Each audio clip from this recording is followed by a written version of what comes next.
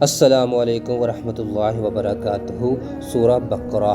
آیت نمبر 1 اور 2 کا ترجمہ اور تفسیر جانیں گے اس ویڈیو میں۔ اعوذ باللہ من الشیطان الرجیم، بسم اللہ الرحمن الرحیم۔ الف لام میم، ذالک الکتاب لا ریب فیہ ھدی للمتقین۔ وہ بلند رتبہ کتاب قرآن، کوئی شک کی جگہ نہیں، اس میں ہدایت ہے ڈر والوں کو۔ الف لام میم، قرآن پاک کی 29 صورتوں کے شروع میں اس طرح کے حروف ہیں، انہیں حروف مقطعات کہتے ہیں۔ ان کے بارے میں سب سے قوی قول یہ ہے کہ یہ حروف اللہ تعالیٰ کے راز ہیں اور متشابہات میں سے ہیں۔ ان کی مراد اللہ تعالیٰ جانتا ہے اور ہم ان کے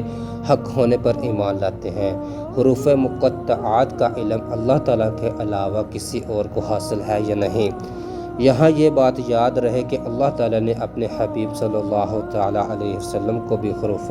مقطعات کا علم عطا فرمایا ہے، جیسے کہ اعلیٰ حضرت امام احمد رضا خان رحمۃ اللہ تعالیٰ علیہ فرماتے ہیں۔ قاضی بیادوی رحمۃ اللہ تعالیٰ انوار التنزیل میں صورتوں کے ابتدائیہ یعنی حروف مقطعات کے بارے میں فرماتے ہیں، ایک قول یہ ہے کہ یہ ایک راز ہے جسے اللہ تعالیٰ نے اپنے علم کے ساتھ محسوس فرمایا ہے۔ تقریباً ایسی ہی روایت خلفاء اربعہ اور دیگر صحابہ کرام رضی اللہ تعالیٰ عنہم سے بھی منقول ہیں، اور ممکن ہے کہ صحابہ کرام رضی اللہ تعالیٰ عنہم نے یہ مراد لیا ہو کہ یہ حروف اللہ تعالیٰ اور اس کے رسول صلی اللہ تعالیٰ علیہ وسلم کے درمیان راز و نیاز ہیں، اور یہ ایسے اسرار و رموز ہیں جنہیں دوسروں کو سمجھانا مقصود نہیں۔ اگر یہ راز حضور اقدس صلی اللہ تعالیٰ علیہ وسلم کو معلوم نہ ہو تو پھر غیر مفید کلام سے خطاب کرنا لازم آئے گا، اور یہ بعید ہے۔ علامہ محمود علوسی رحمۃ اللہ علیہ فرماتے ہیں،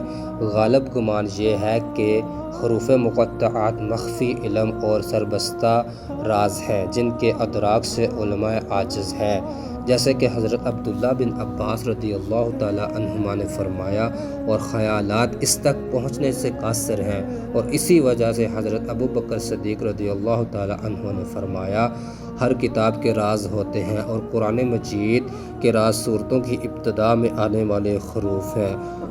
اور امام شبیر رحمۃ اللہ تعالیٰ علیہ فرماتے ہیں، یہ حروف اللہ تعالیٰ کے اسرار ہیں تو ان کا کھوج نہ لگاؤ، کیونکہ رسول اللہ صلی اللہ علیہ وسلم کے بعد ان کی معرفت آپ صلی اللہ تعالیٰ علیہ وسلم کے علوم کے وارث اولیاء اکرام کو ہے۔ انہیں اسی بارگاہ سے ان اسرار کی معرفت حاصل ہوتی ہے، اور کبھی یہ حروف خود انہیں اپنا معنی بتا دیتے ہیں، جیسے نبی کریم صلی اللہ علیہ وسلم کے ہاتھوں میں کنکریوں نے تسبیح کے ذریعے کلام کیا، اور گواہ اور ہرن حضور اقدس صلی اللہ علیہ وسلم سے ہم کلام ہوئے، جیسے کہ ہمارے آباء و اجداد یعنی اہل بیت رضی اللہ تعالیٰ عنہم سے یہ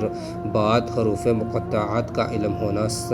صحت سے ثابت ہے۔ بلکہ جب کوئی بندہ قرب نوافل کے درخت کا پھل چنتا ہے تو وہ ان حروف کو اور اس کے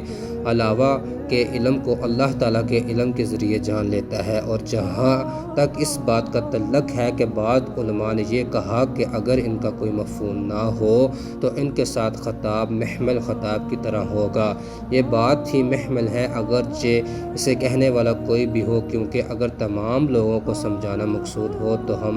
تو یہ ہم تسلیم نہیں کرتے، اور اگر صرف ان حروف کے مخاطب کو سمجھانا مقصود ہو اور وہ یہاں رسول اللہ صلی اللہ علیہ وسلم ہے تو اس میں کوئی مومن شک نہیں کر سکتا کہ سرکار دو عالم صلی اللہ تعالیٰ علیہ وسلم ان کا معنی جانتے ہیں، اور اگر اس سے بعض لوگوں کو سمجھانا مقصود ہے تو ارباب ذوق کو ان کی معرفت حاصل ہے، اور وہ الحمدللہ امت محمدیہ میں کثیر ہے، اور ہم جیسوں کا ان کی مراد نہ جاننا نقصان دہ نہیں، کیونکہ ہم تو ان بہت سے افعال کی حکمت میں نہیں جانتے جن کے ہم مکلف ہیں، جیسے جمرات کی رمی کرنا، صفا مروہ کے درمیان صحیح کرنا، رمل اور استباء وغیرہ، اور ان جیسے احکام میں اطاعت کرنا سر تسلیم خم کرنے کی انتہا پر دلالت کرتا ہے۔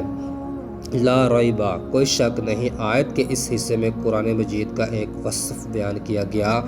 کہ یہ ایسی بلند شان اور عظمت و شرف والی کتاب ہے جس میں کسی طرح کے شک و شبہ کی کوئی گنجائش نہیں، کیونکہ شک اس چیز میں ہوتا ہے جس کی حقانیت پر کوئی دلیل نہ ہو، جبکہ قرآن پاک اپنی حقانیت کی ایسی واضح اور مضبوط دلیلیں رکھتا ہے جو ہر صاحب انصاف اور عقل مند انسان کو اس بات کا یقین کرنے پر مجبور کر دیتی ہے کہ یہ کتاب حق ہے اور اللہ تعالیٰ کی طرف سے نازل ہوئی ہے۔ تو جیسے کسی اندھے کے انکار سے سورج کا وجود مشکوک نہیں ہوتا، ایسے ہی کسی بے عقل مخالف کے شک اور انکار کرنے سے یہ کتاب مشکوک نہیں ہوتی۔ ھدی للمتقین، ڈرنے والوں کے لیے ہدایت ہے۔ آیت کے اس حصے میں قرآن مجید کا ایک اور وصف بیان کیا گیا کہ یہ کتاب ان تمام لوگوں کو حق کی طرف ہدایت دیتی ہے جو اللہ تعالیٰ سے ڈرتے ہیں، اور جو لوگ نہیں ڈرتے انہیں قرآن پاک سے ہدایت حاصل نہیں ہوتی۔ یاد رہے کہ قرآن پاک کی ہدایت و رہنمائی اگرچہ مومن اور کافر ہر شخص کے لیے عام ہے، جیسے کہ سورۃ بقرہ کی آیت نمبر 185 میں اللہ تعالیٰ نے ارشاد فرمایا ھدی للناس، یعنی قرآن مجید تمام لوگوں کے لیے ہدایت ہے، لیکن چونکہ قرآن مجید سے حقیقی نفع صرف متقی لوگ حاصل کرتے ہیں، اس لیے یہاں ھدی للمتقین یعنی متقین کے لیے ہدایت فرمایا گیا۔ تقویٰ کا معنی ہے نفس کو خوف کی چیز سے بچانا، اور شریعت کی اصطلاح میں تقویٰ کا معنی یہ ہے کہ نفس کو ہر اس کام سے بچانا ہے جسے کرنے یا نہ کرنے سے کوئی شخص عذاب کا مستحق ہو، جیسے کفر و شرک، کبیرہ گناہوں، بے حیائی کے کاموں سے اپنے آپ کو بچانا، حرام چیزوں کو چھوڑ دینا اور فرائض کو ادا کرنا وغیرہ۔ اور بزرگان دین نے یوں بھی فرمایا کہ تقویٰ یہ ہے کہ تیرا خدا تجھے وہاں نہ پائے جہاں اس نے منع فرمایا ہے۔ تقویٰ کے فضائل قرآن مجید اور احادیث میں تقویٰ حاصل کرنے اور متقی بننے کی ترکیب اور فضائل باکثرت بیان کیے گئے ہیں، چنانچہ اللہ تعالیٰ ارشاد فرماتا ہے یا ایھا الذین آمنوا اتقوا اللہ حق تقاتہ ولا تموتن الا وانتم مسلمون، اے ایمان والو اللہ سے ڈرو جیسا اس سے ڈرنے کا حق ہے، اور ضرور تمہیں موت صرف اسلام کی حالت میں آئے۔ اور ارشاد فرمایا یا ایھا الذین آمنوا اتقوا اللہ وقولوا قولا سدیدا یصلح لکم اعمالکم ویغفر لکم ذنوبکم ومن یطع اللہ ورسولہ فقد فاز فوزا عظیما، اے ایمان والو اللہ سے ڈرو اور سیدھی بات کہا کرو، اللہ تمہارے اعمال تمہارے لیے سنوار دے گا اور تمہارے گناہ بخش دے گا، اور جو اللہ اور اس کے رسول کی فرمانبرداری کرے اس نے بڑی کامیابی پائی۔ حضرت عطیہ سعدی رضی اللہ تعالیٰ عنہ سے روایت ہے کہ رسول کریم صلی اللہ تعالیٰ علیہ وسلم نے ارشاد فرمایا کوئی بندہ اس وقت تک متقین میں شمار نہیں ہوگا جب تک کہ وہ نقصان نہ دینے والی چیز کو کسی دوسری نقصان والی چیز کے ڈر سے نہ چھوڑ دے۔ حضرت ابو سعید رضی اللہ تعالیٰ عنہ سے روایت ہے نبی کریم صلی اللہ تعالیٰ علیہ وسلم نے ارشاد فرمایا تمہارا رب عز و جل ایک ہے، تمہارا باپ ایک ہے، اور کسی عربی کو اجمی پر فضیلت نہیں، نہ اجمی کو عربی پر فضیلت ہے، نہ گورے کو کالے پر فضیلت ہے، نہ کالے کو گورے پر فضیلت ہے، مگر صرف تقویٰ سے۔